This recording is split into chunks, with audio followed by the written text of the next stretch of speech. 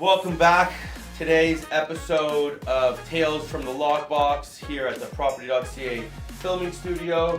And we got some special guests in the house. As you know, my name is Josh Benoliel. I'm the VP of Sales and your host of Tales of the Lockbox. Today, we got our special guest in the house, Meirovici Zywot. Why don't you guys introduce yourselves? I hope I didn't butcher the name there fully. You did, but I won't. It's okay. I won't hold it against you. I work with Dave. Yeah, no, and the fact that he got mine out of all of them. Oh, we work a lot right. together. Listen, we have difficult last names, both of us. It's difficult for typos, difficult to pronounce. Meirovici Zywot. I'm Peter Zywot. Dave Meirovici. Zywot. Yeah, Zywot. My dad's Polish. It's a Polish last name. Should have just gone like Smith and Smith. I know, right? Oh, yeah. It was taken. The website was taken. That's right. Yeah, that's right. Shockingly, no one had this one. So tell us, guys, I know we've known David for a while. He's been working with the company with his old firm that he was with. I know he does a lot of work with a lot of our agents as a lawyer, and I know you guys recently stepped out on your own and opened your own law firm. Am I correct about that? Yeah. So tell us about that. How's that journey been so far? What's it like, leaving a comfortable, cushy firm that, has got all the safety nets behind you and going out as two young entrepreneur lawyers and hitting the streets? Yeah, no, appreciate it. So yeah, you're dead on. We're about a year into the new venture. Both Peter and I we used to work for the same law firm years ago, 5 years, and sort of separately had been working with Property.ca, getting to know a lot of young agents. I think a lot of agents like us because we're of similar age. We're not the old crusty guys, and we kind of realized that, well, all we were really doing is doing the same thing separately and working for bosses we didn't necessarily love. So it was an easy idea to just come together and start our own shop, and it's going great. I mean, I think it's a goal we both always had, but it kind of took both of us to lean on each other to make it happen. And yeah, things are good. The market is picking up. We're enjoying being sort of more in control. We've taken away all the roadblocks that would cause sometimes delays, even in closings, and bureaucracy of a big firm. So it's going well. Amazing. More streamlined, and I should say, is this going is this internal, or is this going to Oh, no, this is out. We're a real podcast here, So I should just say, too, this that is real Dave deal. said something, bosses we don't love. Peter Brody, I love you. Yeah, that's true. Fair enough. Yeah, that's not necessarily it. I don't mind. I don't mind keeping mine. Yeah, that's it. You're like, okay, we got it. Yeah, that's it. Okay, sweet. Peter did something nice to you and not nice to you. No, different. Peter Brody is actually, the reason both of us got the experience we did. Yeah, that's right, and he's really what brought us together ultimately. Yep. So everyone's going to start somewhere, and we got to keep growing. And there's people out there who are hungrier than others that want to just be their own bosses, and that kind of leads us into our first part of our meeting that we run every week. It's kind of how do you stay motivated? So when we talk to real estate agents, and a lot of real estate agents listen to this, whether it's our agents or somebody online, it's easy for them to relate to another real estate agent, how they stay motivated, right? The ups and downs. How does two entrepreneurial lawyers stay motivated in starting your own firm? Because that's a different kind of conversation here that I'm interested to see, how it goes. I mean,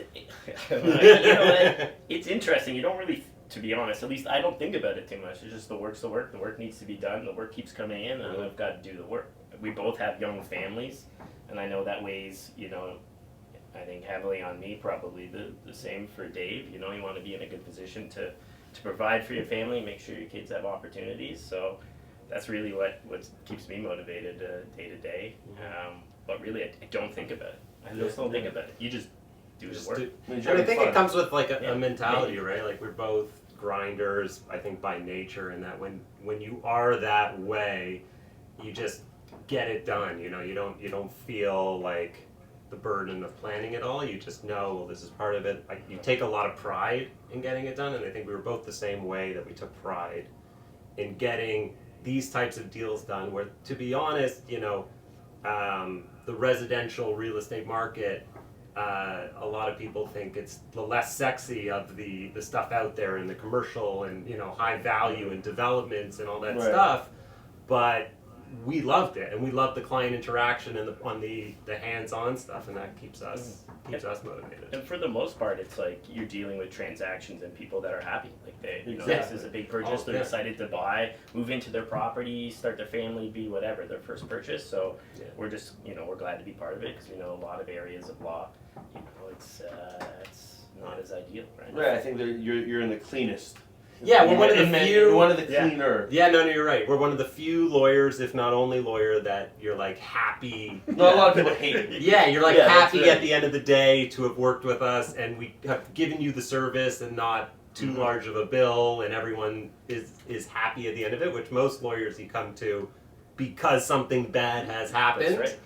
And regardless what we do, you're still in a bad state. Yeah, and and then there's the losing sleep part of it, and what happens is that I feel like in the real estate transactions, for the most part, I mean anything can happen in any type of situation, especially in real estate, but for the most part, it's very transactional, very happy for the most part, like you said, and you do the deal and it's done, and you move on to the next one, and until the person comes back to you again. No, 100%. I used to be a litigation lawyer when I first started out, and definitely not as feel good of a profession. The sleepless nights, the things like that. And to be honest, with that type of work, whatever side you were on, the person suing, the person being sued, no one's happy. Yeah, No one's happy. not fun. No, not fun. Not fun. All right. So the name of the game here is have a family, stay motivated, and get into residential real estate. There you go. Wow. That's it. There you go. Okay, cool. We'll keep rolling here. Okay, so one of the things we're going to talk about today for everybody who's listening is this interesting thing now, and we're going to talk a little bit about pre-construction right now. There's this event coming up that a lot of these, real estate firms have put together, and it's called the Perfect Day, a pre-construction event like no other. It's happening this Saturday and Sunday, August 12th and the 13th, at the Hilton Markham. And what they've done is they've put together, and this for all the agents listening out there, and you want more information, let me know. It's called the Perfect Day. So what they've done is they got all these developers who have projects with, they're not 110% sold out yet. They have units left over, and they've put together some of just the most crazy incentives that they could possibly offer. They put all the developers into one room, all the projects into one room, where you as an agent or you as a consumer can come with your clients or without, however it works, walk in there and shop every project pretty much available, but with incentives that they're only offering for that day. So for some of those things is mortgage buy down. We've seen that a lot happening in the pre-construction world, cash back, and I actually want to know about that from the legal side of it. A lot of these developers now are saying, this is our price, it's $700K for a studio apartment, whatever that is, and we're going to buy it down and give you $100K back on closing. And a lot of people have questions about that. A lot of that's happening. Free parking spots, obviously that's pretty self-explanatory. Long closings, extending them out for a long time, saying, hey, you don't have to worry about it. If we're selling it at $1,600 a square foot, don't worry, what's going to happen in 2029, where do you think the prices will be at then? It's not going to go up. Cash back again with that mortgage buy down, and then on-site mortgage approvals, or offering the banks are on-site giving you those approvals so you don't have to go and worry about them outside. What do you think about that stuff? Let's talk about that cash back kind of mortgage buy down. Have you guys seen APSs come across your desk for in the 10-day cooling off period with that in it recently?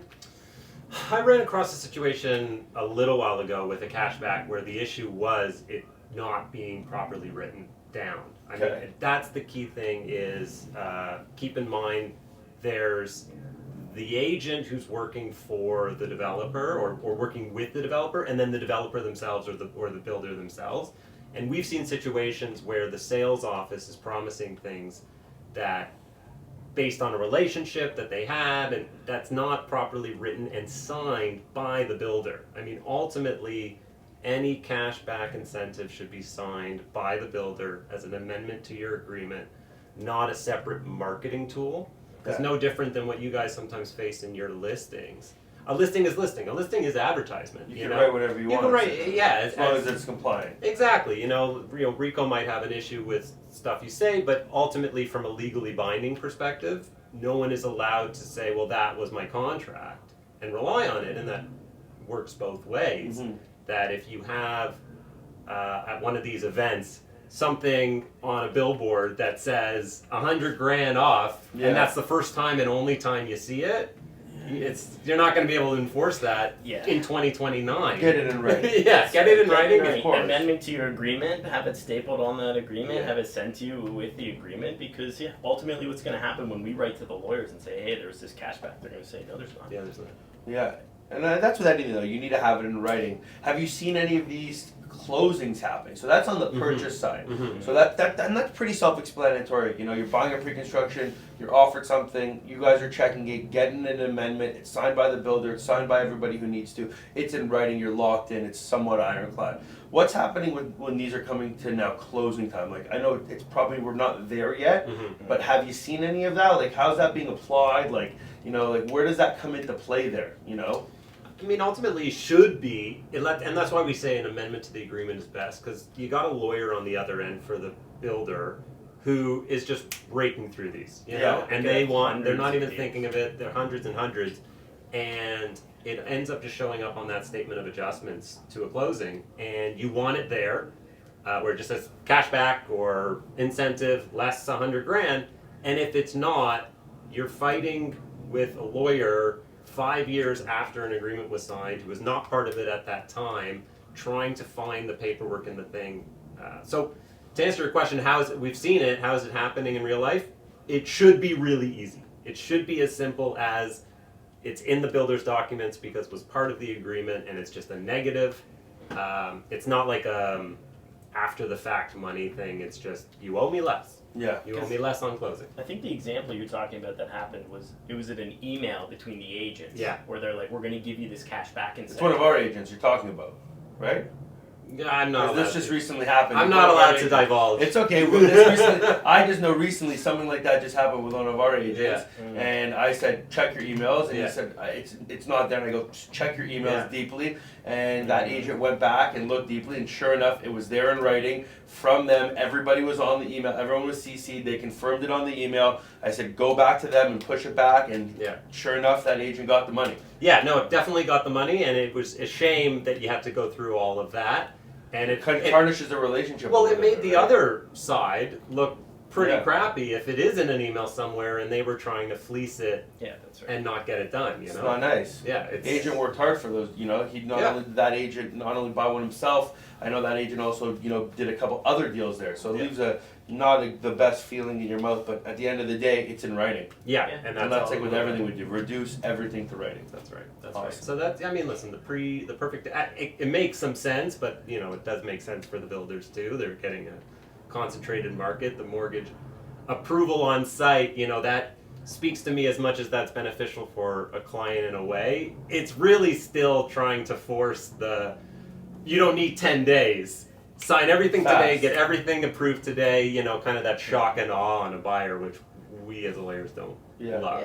Yeah. You want them to sit with it and check it out. That's right. Well, they're not saying no cooling off. No, I agree. No. Yeah. But also, too, what we saw with those mortgage approvals, I guess in the last couple months, people were approved for their pre-cons 5 years ago. Oh, yeah. And now it's coming up and they're no longer, right? So I think, that's the biggest battle. I fight that all the time because, what's happening is the companies will make us get these approvals and they will not pay a commission until the approvals are done. And I fight that because I'm like, you don't know what's going to happen in 5 years. And they said, oh, it's going to be fine, it's going to be fine. But exactly what you're saying, there were approvals done at 3.5%, and now these people have to close at 6%, and they can't. Yeah. And we have, we've already run into situations where clients are weighing their options of not closing, knowing, is it worth throwing good money at that right now? Crazy. So it does lend credit to why is the mortgage approval, we get why it's necessary, but it actually doesn't mean anything 5 years What you're telling me is you actually might become a real estate litigation lawyer again. Well, listen, let's hope not. Let's hope not. It could happen. For all our sakes, right. you hope it... Yeah, of course not. We definitely don't want that. And you see this meme, it's been popping around Instagram the past week. It's like, you bought a pre-construction house and now you can't close on it because the mortgage rates are up, and it's a guy running away from a house on fire on a developer site. It's like, it's crazy. But listen, I think things will start to balance out a little bit. I've been hearing some different things, so we'll see what happens. But back to that, the perfect day.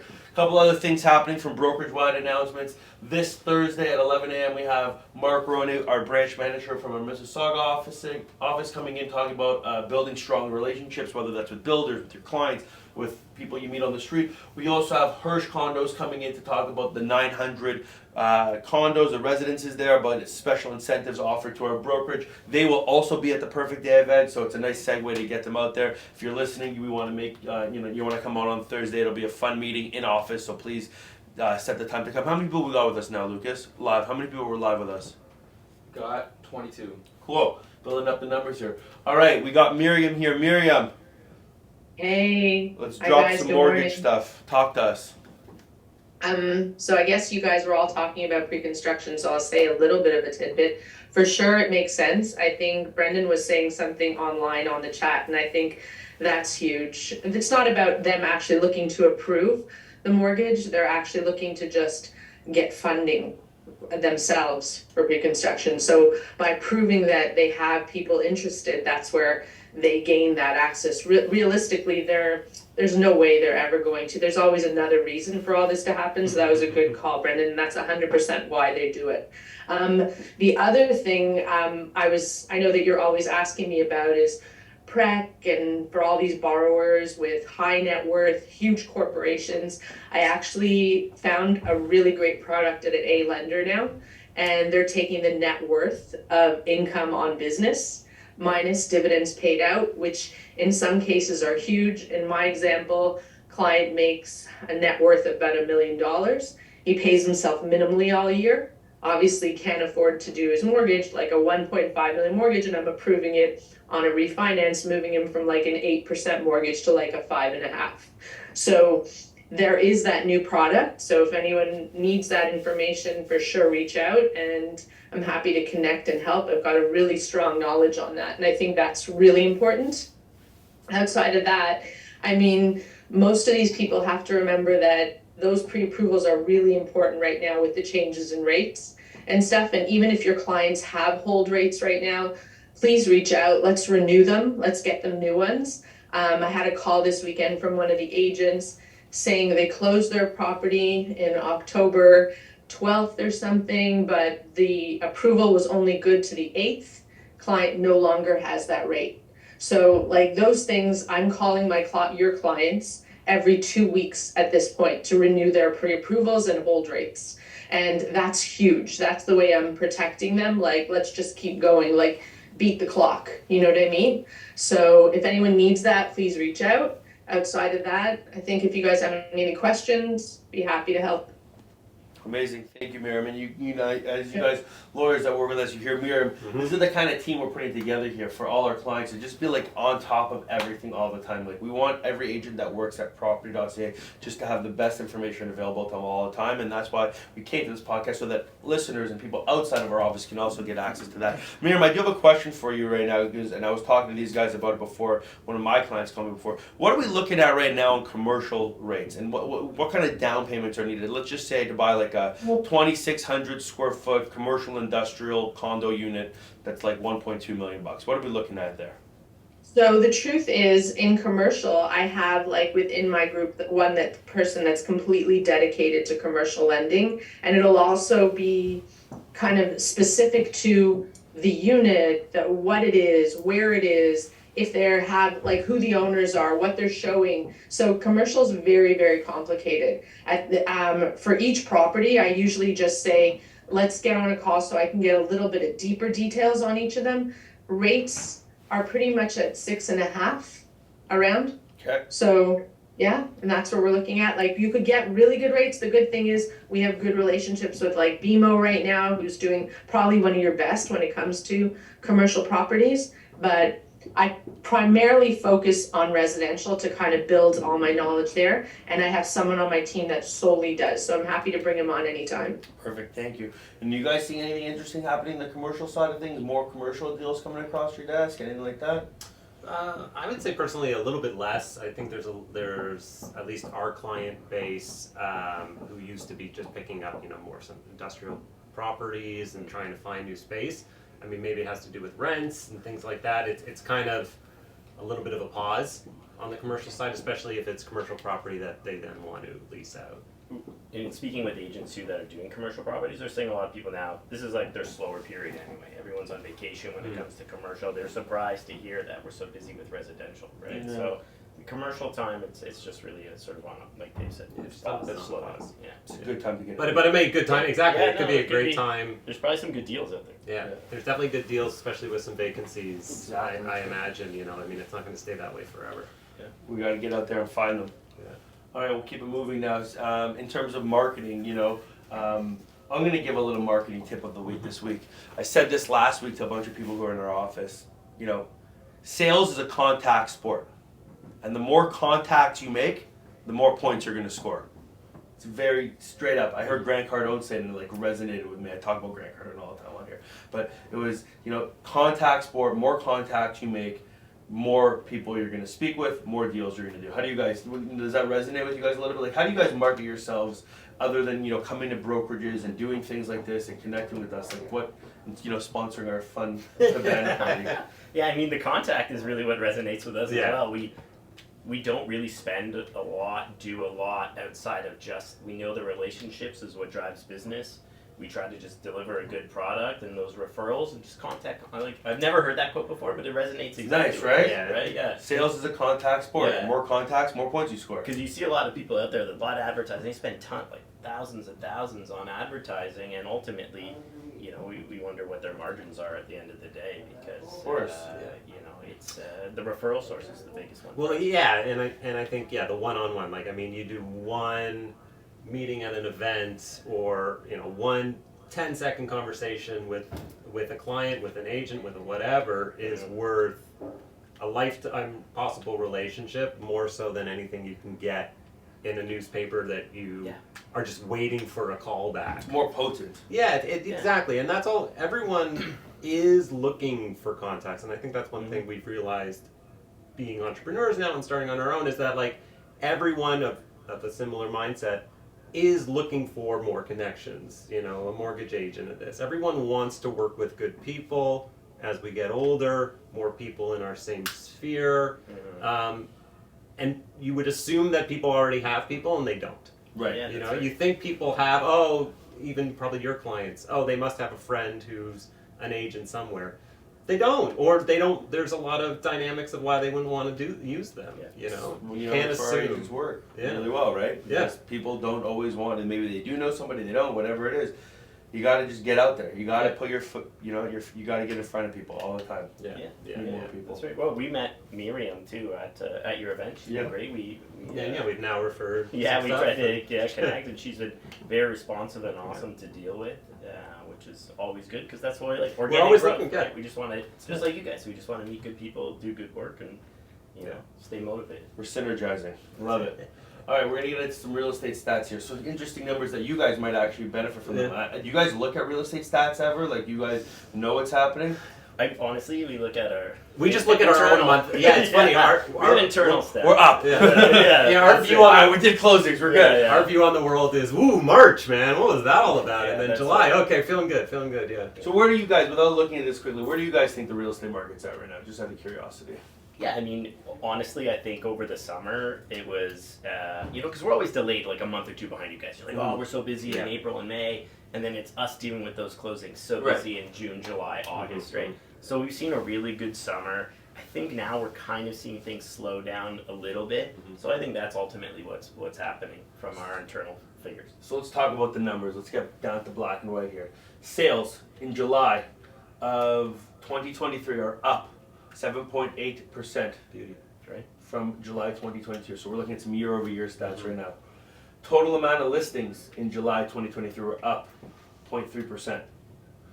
Months of inventory, though, are down 6.7% year-over-year. Interesting. Average prices, as you would guess, are up 4.2%, and average days on market sitting down 10.5%. So, we're seeing sales happening, we're seeing prices come up, and as you would expect, there's less listings, Yeah. and they're taking longer to sell. The ones that are, so good stuff is still selling. We're seeing that all the time. Yeah. But people are being very cautious about what they're buying. But when they do buy, and when it is the right thing, it's selling, and it's selling for good money still. Well, that's just great. And then maybe that's where the market, always should be. Right. Yeah, it's If normalized. it's worth the product, then Yeah. you're going to spend the money on it. Interesting when you look at all these pre-cons then. Yeah. Okay, so we're going to get into some interesting stats here. One of the things that I pride myself on is us being a tech company is providing information to consumers, whether it's our agents listening or other agents that are listening to the podcast, with information that you're not going to find anywhere else. And we've been working with the tech team to really narrow down the information that we bring forward. One of which that we want to talk about is looking at week over week sale prices in Toronto. You're not going to find this information very easily anywhere else. We've worked with our tech team to bring it forward. So what we're looking at now is the average price right now, close price from last week. So last week's average price for freehold in Toronto, that's detached, semi-detached, and townhouse, was $1.58 million. And the average days on market for a freehold home in Toronto was 14 days. What we're noticing here, if you look at these two columns right here, is the actual days on market came down. So the houses sold quicker last week, and they actually are selling for a little bit more week over week. And you can kind of see that change here when we come down towards the end of July. So this was first week of August, last week of July, third last week of July. Prices came down quite a bit and then shot back up a bit. So we're studying this on a regular basis. You can also see from where we were in June. We took a dip down into the summer, and now I think what we're going to start to see as we spread this out longer, you're going to start to see that we're getting into that fall market. Summer's rounding back out. Everyone took off end of June, July. Really, everyone was in Italy. Now people are starting to come back. We're starting to see that turn back around. Get back into litigation. Yeah, you're right. You're right. Too funny. Now we look at the condo market. So that was freeholds, and I think that's what I'm saying. Kids went to school, people came down. We start to slope it off, and now we're starting to see that rise back up. It'll be interesting to see when you get into the condo market. Interesting again, little drop, and then we're kind of spiking around. We're sitting at $764,000 is the average price for a condo in Toronto right now, and average days on the market sitting around 20 days on the market. That's right now, week over week data, so that's real time. And that's using tech to analyze this, so we're not pulling listings one by one, adding them up. We're looking at this from a tech perspective. Interesting numbers. Are any comments in the chat there from any of this stuff? Okay. Well, this is the data that we've been asking for, our team's been asking for, our agents have been asking for. So this is the first day I've debuted this data in real time that we have it now automated and running on our back end. So you can check in for this information on a regular basis. All right, the nuts and bolts of what you guys came here for. I said to you guys, we don't want to do a regular presentation. So we're going to talk about, and we're doing good on time here, common tax issues for buyers and sellers. A big one that's been happening around right now. Talk to us a little bit about what's happening with non-resident tax. Remember, guys, if you have a good point that you're going to hit up, look right at the camera, tell it to us so we can bite-size it up and serve it to you later. But hit us with it. So obviously this is a big topic now due to the foreign buyer ban. So we're not only going to be talking about the non-resident tax if you can somehow get past the ban, but you still have a foreign buyer ban. So really, this new age is, if you're a foreign buyer, you have to first, and especially as an agent, double check, can they even buy property? Right. And that's the biggest thing. And really what you're looking at there is, are you a Canadian citizen? Are you a permanent resident? If not, subject to very few limitations, a work permit, student, but a whole bunch of tax requirements, you can't buy. But one thing that I think a lot of agents don't know is that even if you can get past the hurdle, or they have a spouse here or whatever, you may still be hit with the non-resident tax, and that right now sits at 25% of the purchase price. So even if you can get past this hurdle of, I hit an exemption, I have a work permit, so great, I can buy property in Ontario, you are still, unless you can hit another exemption, and I mentioned a spouse or something like that, you're going to get hit with 25% tax on closing. That's not an amount of money that you can pay later.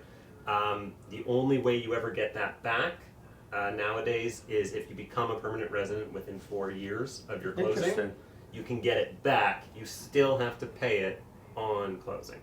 So as a buyer, in terms of tax and taxes, probably the least sexy thing we can talk about.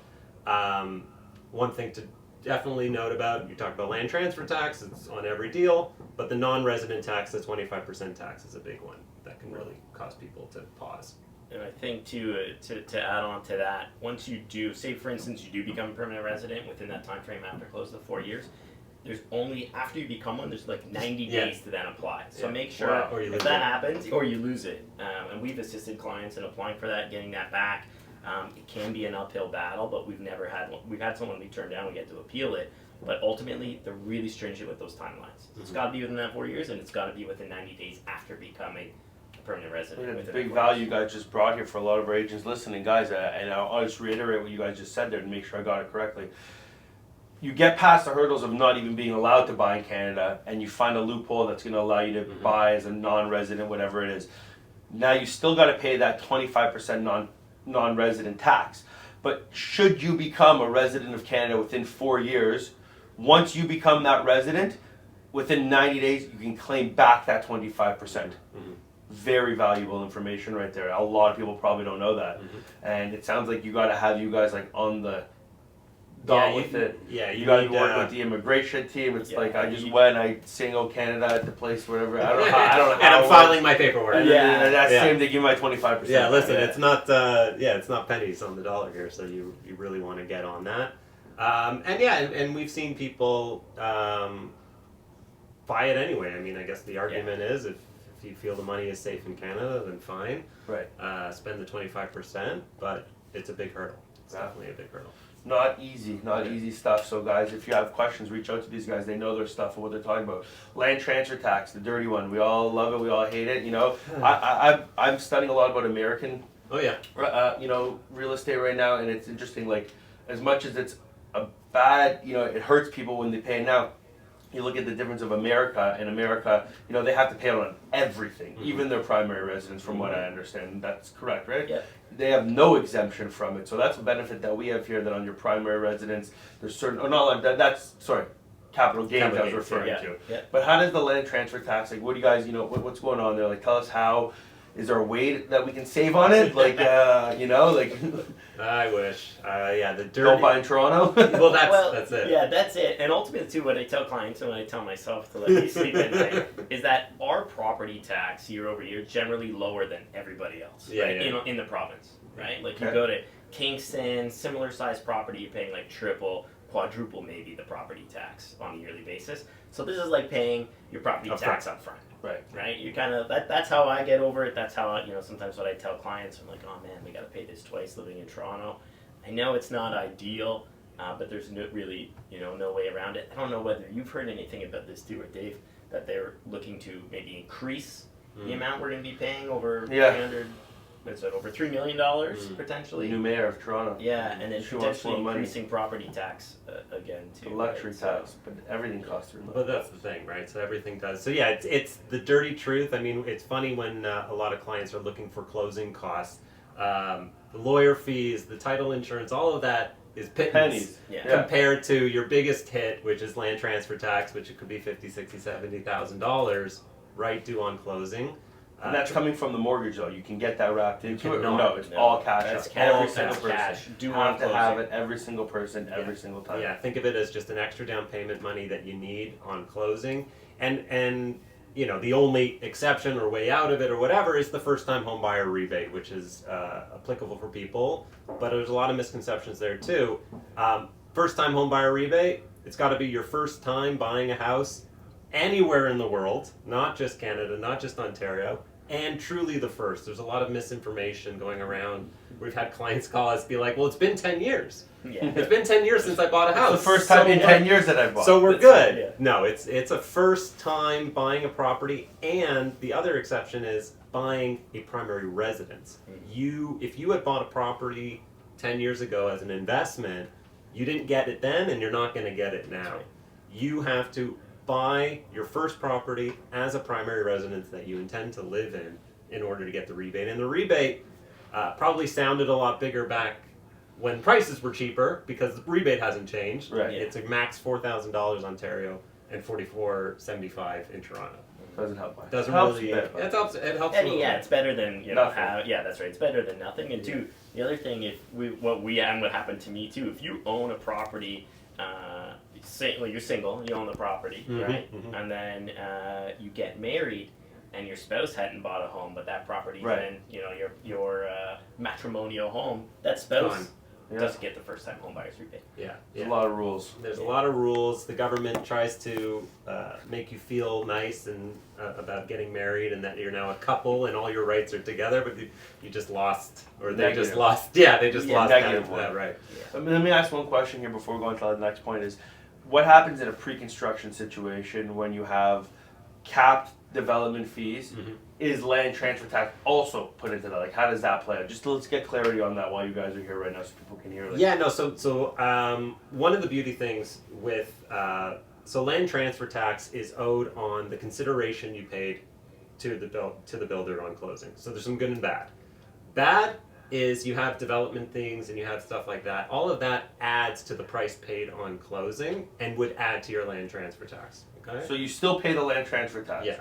So when you're closing on a pre-construction condo, you're paying the land transfer tax and you're paying the development fees on top of Oh that. yeah. Yeah, that's right. The only advantage you get is every developer out there, the price includes HST. So HST, they're in the business of selling property. That's what they do to live, and they owe HST. But somewhere they've realized that they can't charge, buyers HST. There would be too much sticker shock. So it's included in the price. There is still HST. It's just included in. You don't pay land transfer tax on the HST. At least you don't pay tax on tax. So your number at the end of it is lower.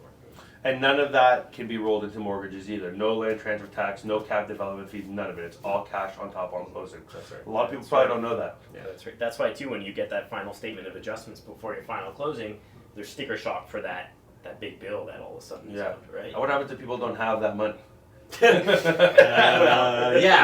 yeah, it's problematic. It's yeah. not very good. I mean, listen, the sticker shock that we face, or the biggest problem we face most often on pre-cons, is the sticker shock. Yeah. I mean, as much as you guys, you're dead on, and you always work towards this cap, and really there is no, is this a reasonable cap or not a reasonable cap? Every building's different. That's right. All you're trying to provide your client is certainty. 5 years later, how much money they're going to charge you. And you better believe they're going to charge you the cap, right? Or somewhere close to it, Sure. it's going to get to that. But that's not the only numbers. And they really do add up. You end up paying property taxes, usually for the year in which you buy, if not the first 2 years. 2 months of common expenses is very common as an additional cost, straight up front. You have your development fees, you have meter installation. You're talking tens and tens of thousands of dollars that you really only find out the exact amount At the end. 10 days, 10 to 7 days before closing. And sometimes too, they include in those agreements like any other new tax levied before Yeah. closing. Yeah. So it might Yeah. be something you Yeah. sign that you're like, okay, I understand what these taxes are. I can anticipate these, but then a new tax comes out and the builder's like, you're gonna pay for that too. It's crazy. And then what happens if you're an investor with the HST? Sometimes they don't carry that in for you either. And you have to pay that up front Yeah, too. we get that a lot. Yeah, and so that's just another note that on every, I want to say most, if not all, new build condos, there's a clause in the agreement that talks about how HST is included. However, it's under the assumption that you already apply and are eligible for the new housing rebate.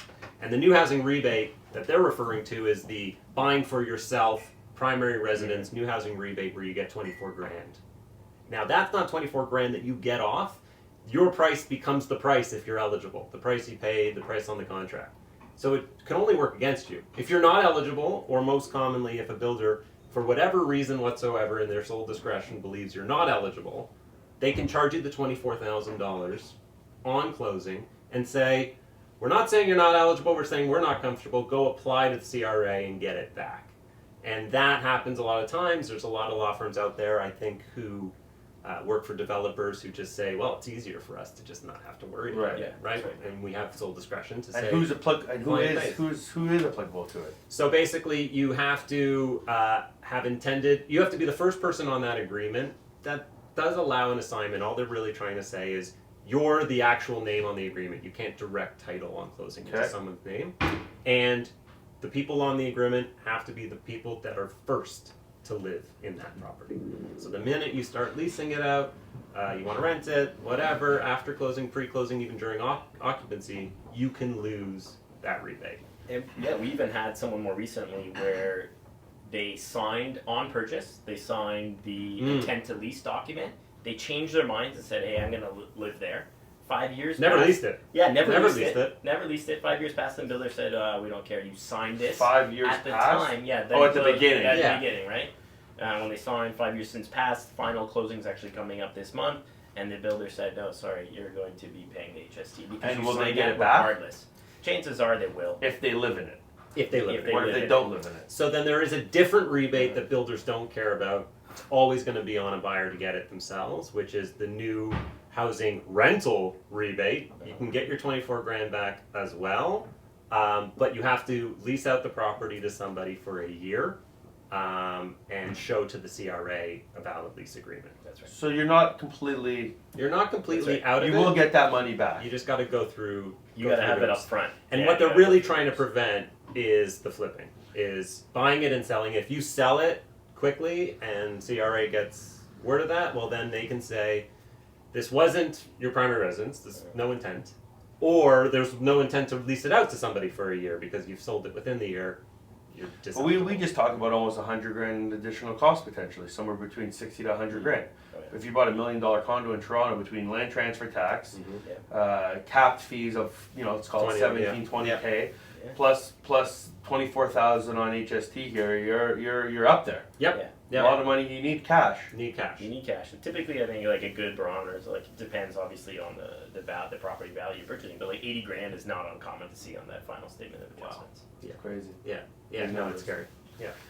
Know your stuff, guys. Know your stuff. That's what these guys are here to help us, and that's why we have things like this going on, so we can make sure everyone knows their stuff. So HST, there we go. We went through that one. I Yeah. mean, Yeah. any other big tips you guys can give our agents today leaving here? Like, Yeah, the only thing I would say about HST that's changed recently is for assignments. So the government has cracked down big time on assignments in recent history. So now HST is applicable on your assignment sale, period.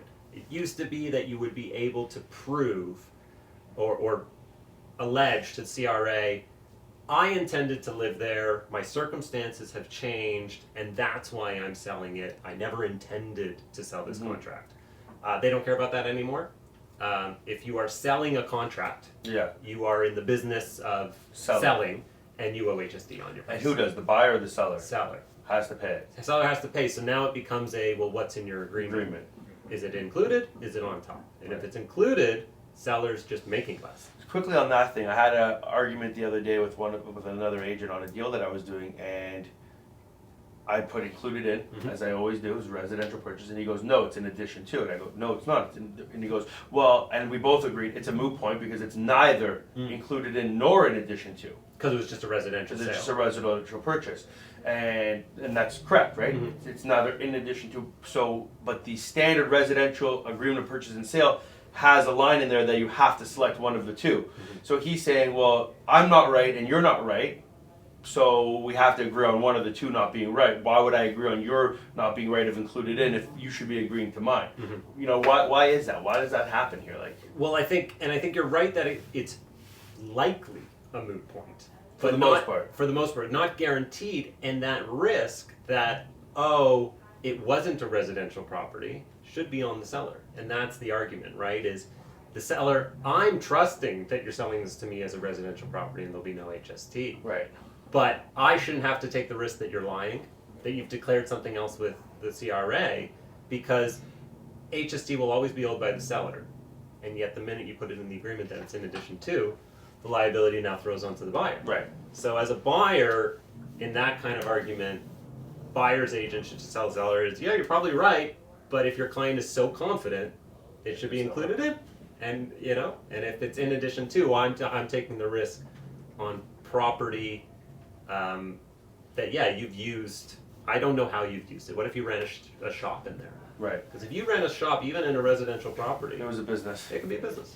And we do get a declaration on closing typically Yeah. that they say, you know, this was a used residential, not Right. a commercial Yeah. unit subject to further HST. But even then, those are papers you still have to enforce ultimately at the end of Yeah. the day. Still a Yeah. piece of paper. Just a piece of paper. All right, guys. Well, this was very informative. Thank you for coming out. Any last tips you can tell our team here? You know, a quick hit. You're a real estate agent out there right now from one of our trusted lawyers here. What's a tip that they can keep in mind when they're out there on the streets fighting for deals right now? What's the one thing they got to know?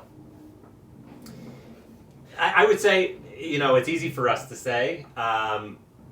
You're going to come back to those clauses in the agreement when hits the fan.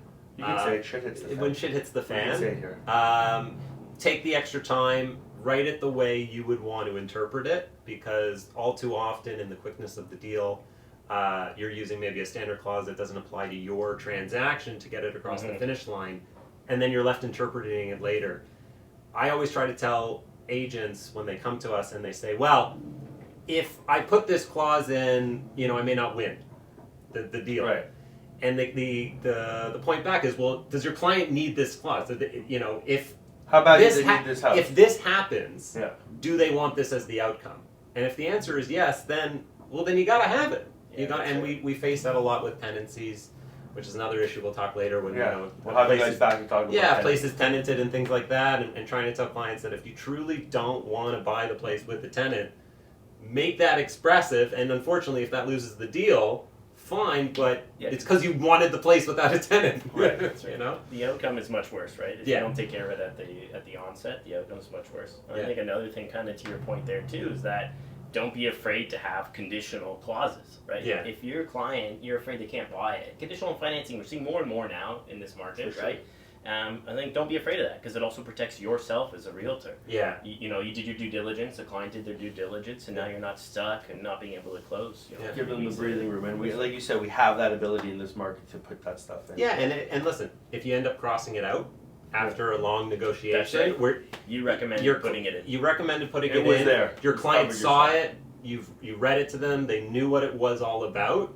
If you can take it out, it helps everyone from an understanding perspective versus I didn't know what I could put in, you know, and we That's didn't right. know what we were allowed to put in. That's amazing. Yeah.